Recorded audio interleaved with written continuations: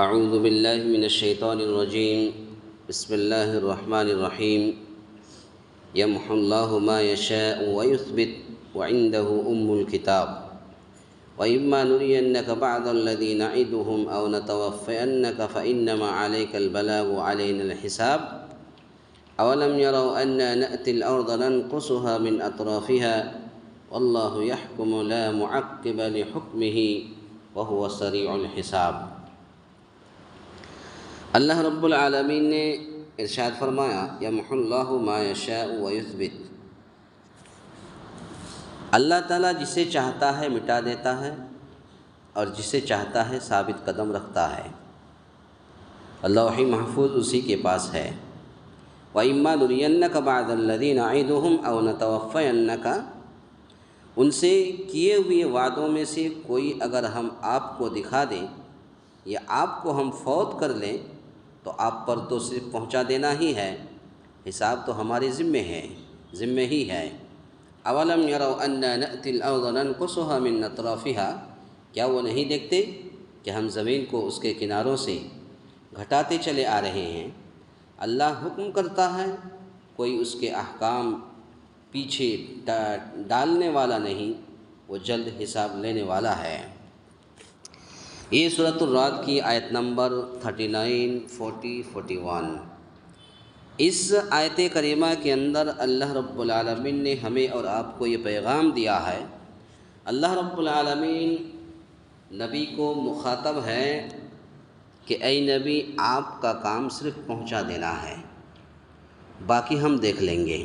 یہی پیغام دیا اللہ کے نبی صلی اللہ علیہ وسلم کو اللہ رب العالمین نے کہ آپ کا کام پہنچا دینا ہے، رسول پر فرض ہے پہنچا دینا، تو آپ پہنچا دیجئے، باقی وہ مانے یا نہ مانے تو اچھی بات ہے، نہیں مانے تو پھر ہم اس کو دیکھ لیں گے، وہ ہمارے ذمہ ہے۔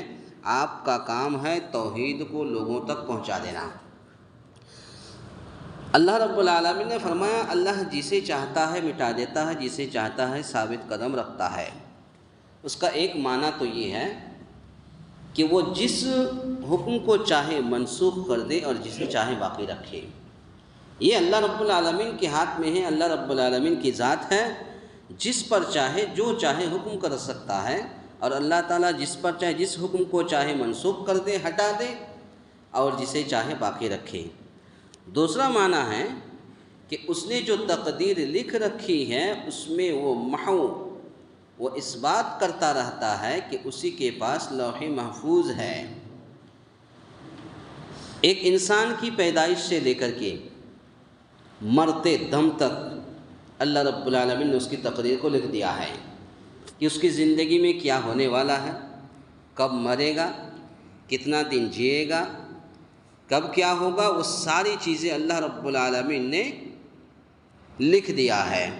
تو جو تقدیر لکھ رکھی ہے اس میں محو ہے، اس بات کرتا رہتا ہے کہ اسی کے پاس لوح محفوظ ہے۔ یہ اللہ رب العالمین ثابت کرنا چاہتا ہے کہ سب کچھ ہمارے پاس ہی ہے، اس کے علاوہ کسی کے پاس نہیں ہے۔ اس کی تائید بعض احادیث و آثار سے ہوتی ہے۔ مثلا ایک احادیث میں آتا ہے کہ آدمی گناہوں کی وجہ سے رزق سے محروم کر دیا جاتا ہے، دعا سے تقدیر بدل جاتی ہے، اور صلہ رحمی سے عمر میں اضافہ ہوتا ہے۔ یہ مسند احمد کی حدیث ہے، مسند احمد جلد نمبر 5 صفحہ نمبر 277 کہ آدمی گناہوں کی وجہ سے رزق سے محروم کر دیا جاتا ہے۔ آج آپ دیکھ لیجئے، سب سے زیادہ پراپرٹی مسلمانوں کے پاس ہے۔ پیٹرول جہاں سے نکلتا ہے، جہاں سے آتا ہے، سب مسلمانوں کا علاقہ ہے، مسلمانوں کے قبضے میں ہے۔ ڈیزل جہاں سے آتا ہے، سب مسلمانوں کا علاقہ ہے۔ سونا چاندی ہیرا موتی جہاں سے آتا ہے، جہاں سے نکلتا ہے، وہ سب مسلمانوں کے قبضے میں ہے۔ اگر کلی طور پر پوری دنیا کا اگر جائزہ لیا جائے اور دیکھا جائے تو سب سے زیادہ پراپرٹی مسلمانوں کے پاس ہے، لیکن سب سے زیادہ پریشان اگر ہے ہی پوری دنیا میں تو مسلمان ہے۔ وجہ یہی ہے کہ ہم گناہوں سے نہیں بچتے ہیں، اور یہ گناہوں سے نہ بچنے کی وجہ سے اللہ رب العالمین مسلمانوں کے رزق کو دھیرے دھیرے ختم کر دیتا ہے اور انسان کو رزق سے محروم کر دیا جاتا ہے، ہماری دعائیں قبول نہیں ہوتی ہے، یہی وجہ ہے۔ بعض صحابہ سے یہ دعا بھی منقول ہے، بعض صحابہ کرام یہ دعا پڑھتے تھے، اللہم ان کنت کتبتنا اشقیاء فامحنا واکتبنا سعداء وان کنت کتبتنا سعداء فاثبتنا فانک تمحو ما تشاء وتثبت وعندک ام الکتاب۔ حضرت عمر رضی اللہ تعالیٰ عنہ سے منقول ہے کہ وہ دوران طواف روتے ہوئے دعا پڑھتے تھے۔ وہ دوران طواف یعنی یہ دعا پڑھتے تھے حضرت عمر فاروق روتے ہوئے، اللہم ان کنت کتبت علی شقوۃ او ذنبا فامحوہ فانک تمحو ما تشاء وتثبت وعندک ام الکتاب فاجعلہ سعادۃ ومغفرۃ۔ یہ ابن کثیر کے اندر یہ دعا موجود ہے کہ اے اللہ، معنی کیا ہے؟ اے اللہ اگر تو نے مجھ پر بدبختی اور گناہ لکھا ہے، اے اللہ اگر تو نے مجھ پر بدبختی اور گناہ لکھا ہے، اللہم ان کنت کتبت، اللہم ان کنت کتبت، اے اللہ اگر تو نے مجھ پر لکھا ہے شقوۃ او ذنبا، بدبختی اور گناہ لکھا ہے تو اسے مٹا دے۔ یہ حضرت عمر فاروق نے دعا کیا، ہمیں اور آپ کو بھی دعا کرنی چاہیے کہ اس لیے کہ تو جو چاہے مٹائے اور جو چاہے باقی رکھے۔ اے اللہ تو نے مجھ پر بدبختی اور گناہ لکھا ہے تو اسے مٹا دے، اس لیے کہ تو جس گناہ کو چاہے مٹا سکتا ہے، تو جس گناہ کو چاہے باقی رکھ سکتا ہے۔ اے اللہ میں فریاد کر رہا ہوں، تیرے سامنے ہاتھ پھیلا رہا ہوں، تو میری گناہوں کو مٹا دے اور جو چاہے باقی رکھے۔ تیرے پاس ہی لوح محفوظ ہے، یعنی تیرے پاس ہی سب کچھ ہے، پس تو بدبختی کو سعادت اور مغفرت سے بدل دے۔ پس اے اللہ تو بدبختی کو یعنی میرے گناہ کو، میری بدبختی کو سعادت، نیکی سے اور مغفرت سے بدل دے۔ یہ حضرت عمر فاروق رضی اللہ تعالیٰ عنہ نے یہ دعا کیا تھا، اور یہ دعا بہت ہی بہترین دعا ہے، ہمیں اور آپ کو بھی یہ دعا کرنی چاہیے۔ اس مفہوم پر یہ اعتراض ہو سکتا ہے کہ حدیث میں تو آتا ہے کہ جف القلم بما ہوا کائن، صحیح بخاری حدیث نمبر 5076 5076 کے اندر یہ حدیث موجود ہے، جو کچھ ہونے والا ہے قلم اسے لکھ کر خشک ہو چکا ہے۔ اس کا جواب یہ دیا گیا ہے کہ محو اس بات بھی منجملہ قضاء و تقدیر ہی کے ہیں کہ اللہ نے لکھ دیا ہے، لیکن دعا ایک ایسا ہتھیار ہے، دعا ایک ایسی چیز ہے کہ بڑی بڑی طاقت اگرچہ لکھ دیا اللہ رب العالمین نے، لیکن یہ جو اللہ تعالیٰ جسے چاہتا ہے، یہاں کہا ہے محو اور اس بات، اللہ تعالیٰ جسے چاہتا ہے معاف کر سکتا ہے، جسے چاہتا ہے معاف نہیں کر سکتا، بلکہ اس کے گناہوں کو باقی رکھتا ہے۔ تو دعا ایک ایسی ہتھیار ہے کہ اس دعا کے ذریعے سے اگر آپ کی تقدیر میں اگر لکھا بھی ہے، اس دعا کے ذریعے سے اللہ اس آپ کی تقدیر کو گھٹاتا بھی ہے، بڑھا بھی سکتا ہے۔ تو یہ اللہ تعالیٰ جو چاہے کر سکتا ہے، تو انسان کو دعا کرنی چاہیے۔ اس کے بعد اللہ رب العالمین نے فرمایا اولم یروا انا نأتی الارض ننقصها من اطرافها، کیا وہ نہیں دیکھتے کہ ہم زمین کو اس کے کناروں سے گھٹاتے چلے آ رہے ہیں؟ اللہ حکم کرتا ہے، کوئی اس کے احکام پیچھے ڈالنے والا نہیں، وہ جلد حساب لینے والا ہے۔ یعنی عرب کی سرزمین مشرکین پر بتدریج تنگ ہو رہی ہے، یعنی جب مشرکوں کا غلبہ زیادہ تھا، کفار مکہ کا غلبہ زیادہ تھا، مسلمان کم تھے، لیکن جب دھیرے دھیرے ان مسلمانوں نے جب اپنے ایمان کو مضبوط کیا، اور دھیرے دھیرے پھر وہی عرب کی سرزمین مشرکین پر بتدریج دھیرے دھیرے تنگ ہوتی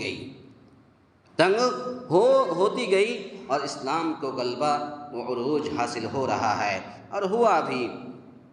اس کا مطلب یہ ہے کہ آج آپ دیکھ لیجئے، آج ہمارے ہندوستان کی حکومتیں آج کیسے کیسے ظلم و ستم نہیں کر رہا ہے، تو آج عروج پر ہے اور زوال پر ایک نہ ایک دن آئے گا۔ حضرت عمر فاروق رضی اللہ تعالیٰ عنہ نے ایک دور میں کہا تھا، جب کفار مکہ اور مشرکین مکہ مسلمانوں کو دبائے ہوئے تھے، تو انہوں نے کہا تھا، عمر فاروق کی زبان سے یہ جملہ نکلا تھا کہ عروج کے بعد زوال آتا ہے، عروج کے بعد زوال آتا ہے۔ آج وہ غالب ہے، کل ہو کر کے ہم غالب رہیں گے، وہ مغلوب رہے گا۔ اور یہی دعا اللہ رب العالمین نے حضرت عمر فاروق کی دعا کو قبول کیا، اور عرب کی سرزمین دھیرے دھیرے مشرکین پر تنگ ہوتی گئی، اور اسلام کو غلبہ اور عروج حاصل ہو رہا ہے، ہو گیا ہے۔ اور آج دیکھ لیجئے، آج وہاں پر اسلامی حکومت ہے۔ آپ اللہ رب العالمین تو خود کہہ رہا ہے، وَلَا تَهِنُوا وَلَا تَحْزَنُوا وَأَنْتُمُ الْأَعْلَوْنَ إِن كُنتُم مُؤْمِنِينَ، کہ تم رنجیدہ مت ہو، تم غمگین مت ہو، تم ہی سربلند رہو گے، لیکن کب؟ ان کنتم مؤمنین، اگر تم مومن ہو، اگر تم مومن ہو۔ اس کے بعد پھر اللہ رب العالمین نے فرمایا کہ وہ جلد حساب لینے والا ہے، یعنی کوئی اللہ کے حکموں کو رد نہیں کر سکتا، کوئی بھی اللہ کے یہاں سے بھاگ نہیں سکتا۔ اللہ ایک ایک انسان کا، یہاں تک کہ جنگلی جانور کا بھی اللہ رب العالمین حساب لے گا۔ وہ جانور، جس جانور نے ایک جانور کو چیر پھاڑ کے کھایا ہے، ایسے جانور کا بھی اللہ رب العالمین حساب لے گا کل قیامت کے دن۔ وَإِذَا الْوُحُوشُ حُشِرَتْ، جنگلی جانور کو جب اکٹھے کیے جائیں گے تو ان کا حساب کتاب ہوگا۔ تو جب اللہ رب العالمین ایک جنگلی جانور کا حساب لے سکتا ہے، اور لے گا، ضرور بھی ضرور لے گا۔ قرآن کی آیت ہم غلط ہو سکتے ہیں، ہماری بات غلط ہو سکتی ہے، لیکن اللہ رب العالمین کا کلام یہ غلط نہیں ہو سکتا، یہ سچا ہے۔ اور اللہ رب العالمین نے فرمایا وَإِذَا الْوُحُوشُ حُشِرَتْ، جب کل قیامت قائم ہوگی تو جنگلی جانور کو اکٹھے کیے جائیں گے۔ ایک سینگ والا جانور اگر بغیر سینگ والے جانور کو مارا، چیرا، پھاڑا، کھایا، تو اس سینگ والے جانور سے کل قیامت کے دن اللہ رب العالمین حساب لے گا۔ تو اللہ رب العالمین اگر ایک جانور سے حساب لے سکتا ہے، تو ہمیں اور آپ سے بھی ضرور اللہ رب العالمین کل قیامت کے دن حساب لے گا۔ اللہ تعالیٰ سے دعا ہے، یا الہ العالمین ہم تمام مسلمانوں کو کہنے سننے سے زیادہ نیک عمل کرنے کی توفیق عطا فرمائے۔ آمین۔ اقول قولی ھذا استغفر اللہ لی ولکم ولسائر المسلمین واستغفروہ انہ غفور رحیم۔